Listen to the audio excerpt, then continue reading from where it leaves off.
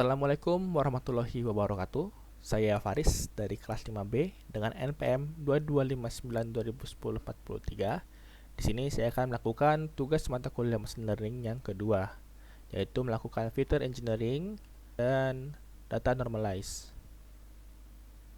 Di sini saya memilih dataset, yaitu adalah obesity data. Jadi dataset ini berisikan tingkat kegemukan dari seseorang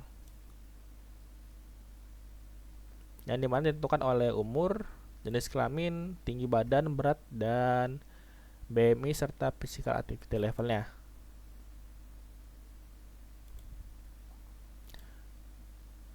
Di atas sini kita menginstal NLTK dan Seaborn menggunakan pip. Selanjutnya kita melakukan import modul, di mana di sini terdiri dari modul operating system dan tampilan Jupyter Notebook-nya. Lakukan import OS, lalu IPython display, kemudian ada library untuk analisis dan manipulasi seperti Pandas dan NumPy. Kemudian juga ada library untuk visualisasi data seperti Matplotlib dan Seaborn. Kemudian ada juga modul untuk bahasa alami NLP, yaitu seperti NLTK, Classify, dan Scikit-learn. Kemudian ada juga untuk modul machine learning dan statistiknya seperti SVM, Pre-processing, Model Selection, Metric, dan Dummy. Sebelum kita melanjutkan ke tahap seperti feature engineering dan normalisasi data, kita lakukan terlebih dahulu EDA untuk mengetahui tentang dataset yang kita miliki. Di sini kita memuat dataset kita ke dalam variabel df, lalu kita melakukan print 5 baris pertama dari atas dataset kita. Di sini dilihat adalah 5 baris pertama dari atas dataset kita. Kemudian kita melakukan pengecekan informasi dataset kita menggunakan df-info. Di sini bisa dilihat ada 1000 entry dan dimulai dari angka 0 hingga 99, yang dimana terdiri dari 7 kolom, yaitu age, gender, height, weight, BMI, physical activity level, dan obesity kategori. Masing-masing kolom ini memiliki 1000 entry dan data tipenya yaitu terdiri dari float 64 terdapat 3 dan int 64 terdapat 2 dan objek terdapat 2.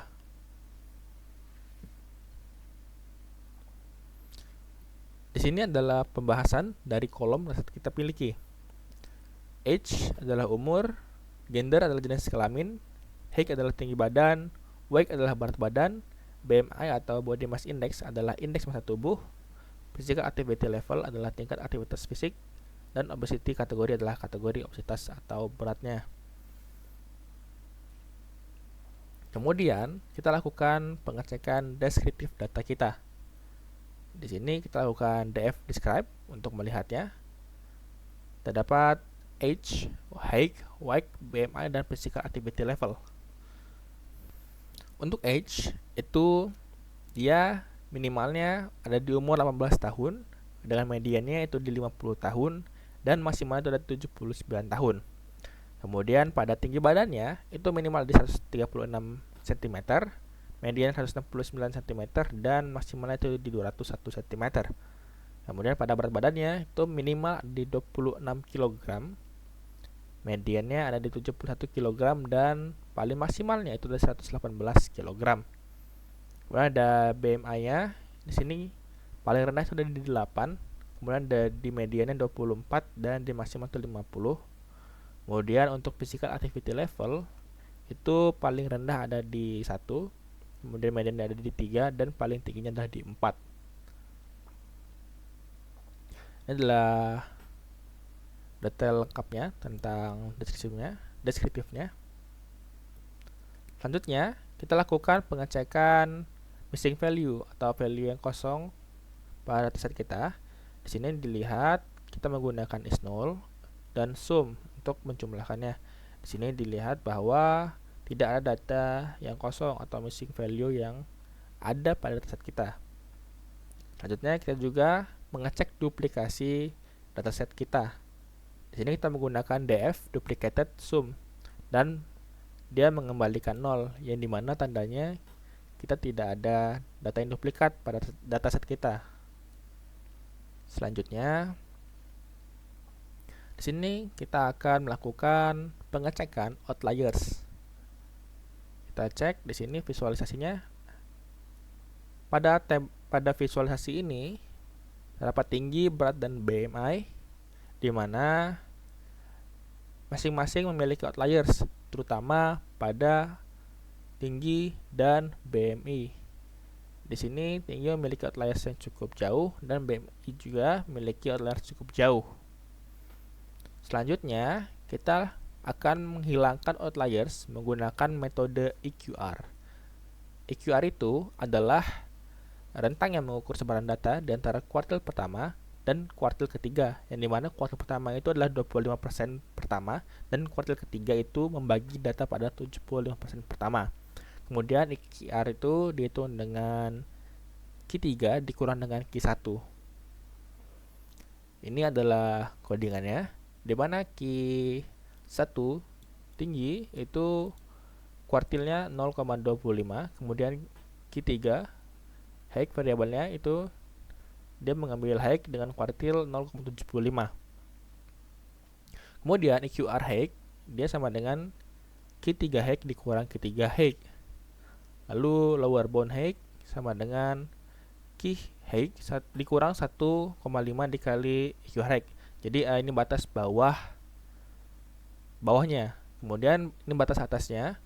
Lalu ini df no outlier height itu sama dengan df height lebih dari atau sama dengan batas bawah, dan df height itu kurang lebih atau sama dengan batas atas. Lakukan hal ini juga ke bagian wake dan BMI-nya. Selanjutnya, di sini kita lakukan pengecekan ulang apakah masih ada outlier yang tersisa ataukah sudah menghilang. Bisa dilihat di sini bahwa outlier sudah tidak ada lagi untuk ketiga kategori ini. Selanjutnya, di sini terdapat visualisasi data, yaitu tingkat obesitasnya. Jadi inilah jumlah data berdasarkan tingkat obesitas, di mana normal weight adalah berat badan normal itu paling banyak di antara kategori yang lain, dan yang paling sedikit adalah underweight atau kurus. Kemudian selanjutnya itu kita melakukan visualisasi berdasarkan gender. Di sini wanita itu datanya lebih banyak ya daripada laki-laki. Selanjutnya di sini kita lakukan jumlah obesitas berdasarkan gendernya. Jadi di sini kita lihat pada normal weight ini wanita lebih banyak pada laki-laki. Pada obesitas itu tingkat wanita juga lebih banyak pada laki-laki. Kemudian pada gemuk di sini pria lebih banyak daripada wanita, dan ketika kurus juga wanita lebih banyak pada laki-laki. Jadi rata-rata di sini wanita lebih banyak mengalami datanya. Jadi di sini pada data wanita lebih banyak pada laki-laki. Selanjutnya kita melakukan pengecekan korelasi antara datanya. Di sini kita menggunakan heatmap, di mana di sini semakin merah tandanya semakin kuat korelasi antara datanya. Di sini kita lihat ada yang merah atau mendekati kemerahan, yaitu ada di BMI dan wake. Begitu juga dengan BMI normalized dan wake, yaitu di rentang 0,86. Ini menandakan bahwa BMI dan wake atau berat badan itu memiliki korelasi yang sangat erat atau sangat kuat. Setelah kita mengetahui ini, kemudian selanjutnya adalah visualisasinya berdasarkan persebarannya. Ini adalah visualisasi berdasarkan persebaran.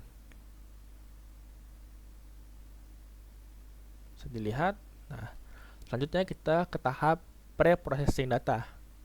Kita akan melakukan normalisasi dataset.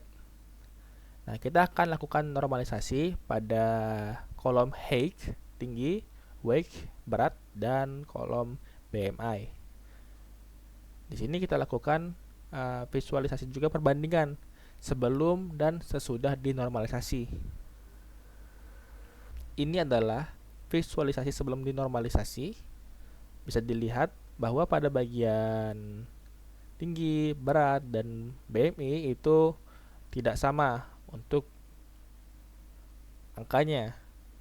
Kemudian kita lakukan normalisasi. Di sini rentangnya menjadi sama, yaitu rentangnya dari 0 hingga 1. Kemudian kita lakukan feature engineering dan data splitting. Di sini kita lakukan label encoder pada gender dan kategori, di mana gender itu laki-laki adalah 1 dan wanita adalah 0. Tapi jika ingin melakukan customisasi, bisa seperti ini, diinisialisasikan. Tapi sebagai default saya menggunakan pria 1 dan wanita adalah 0. Kemudian kita transformasikan. Lalu kita berikan label atau prediktornya itu gender, weight, height, dan BMI. Kemudian targetnya adalah obesity kategorinya. Lalu kita bagi atau split itu 20% untuk testing dan 80%-nya untuk melatih mesin kita. Ini adalah hitungannya. Jadi dari 1000 data tadi itu 800 untuk belajar mesinnya dan 200 untuk pengujiannya nanti. Kemudian kita coba print X-trainnya. Ini untuk yang di trainingnya. Nah, di sini saya sudah melakukan model untuk naive Bayes dan model SVM, di mana tingkat akurasinya itu ada di 225 dan SVM itu 0,89. Ini adalah tingkat akurasi yang cukup tinggi untuk SVM, yaitu 89% dan cukup rendah untuk naive Bayes, yaitu 0,225 atau 22,5%. Kemudian di sini kita menguji tingkat akurasi secara visualnya. Bisa dilihat bahwa di sini 2, 3 false, 2, 0 false, 2, 0 false, 2, 2 true, 2, 2 true. Jadi jika dia true berarti benar, dari false jadi salah ya. Nah, selanjutnya ini kita buat sebuah fungsi hitung BMI, itu dengan parameter berat badan dan tinggi badan. Jika tinggi badan itu sama dengan 0, maka kembalikan 0, dan BMI sama dengan berat badan itu untuk mencari BMI, rumusnya itu berat badan per tinggi badan pangkat 2. Lalu kita kembalikan BMI. Lalu pada selanjutnya itu ada kategori BMI dengan parameter BMI. Ini untuk melakukan if else programming ya. Jadi jika BMI itu kurang dari 18,5, maka akan mengembalikan kategori kurus. Jika dia 18,5 atau kurang lebih atau sama dengan BMI dan kurang dari 24,9, maka akan mengembalikan normal. Kemudian jika dia 25 kurang dari atau sama dengan BMI dan kurang dari 29,9, itu kembalikan kelebihan berat badan atau gemuk, atau else di sini mengembalikan obesitas. Jadi jika lebih dari ini maka akan dikembalikan sebagai obesitas. Dan di sini ada input pengguna untuk melakukan inputnya. Nah, di sini kita uji untuk ininya. Nah, di sini kita akan masukkan gendernya atau jenis kelaminnya. Masukkan 1 jika ingin masukkan pria dan 0 jika masukkan wanita. Di Di sini saya akan mengambil sampel saya sendiri, itu 1, pria. Kemudian masukkan berat badan. Saya masukkan berat badan saya 92. Kemudian untuk tinggi badan saya itu kisaran 174. Dan usia saya 20.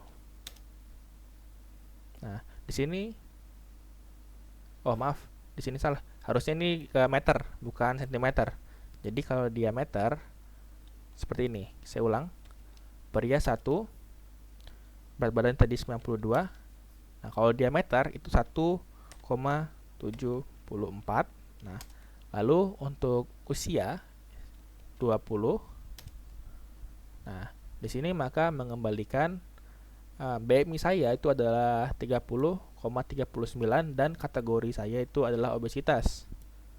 Nah, di sini kesimpulannya adalah riset ini memberikan gambaran yang jelas tentang distribusi usia, tinggi badan, berat badan, BMI, dan tingkat aktivitas fisik dari 1000 responden. Kemudian pada tahap awal ini kita akan melakukan EDA untuk mengetahui tentang dataset yang kita pilih. Kemudian setelah melakukan EDA, kita melakukan pre-processing data dengan melakukan seperti FA, feature engineering, normalization data, dan data argumentation. Selanjutnya, kita akan melakukan data splinting atau pembagian data tadi untuk membuat modelnya. Dan dimana tadi kita pembagian 80% untuk mesin belajar dan 20% untuk ujinya. Mungkin sekian dari saya akhiri. Wassalamualaikum warahmatullahi wabarakatuh.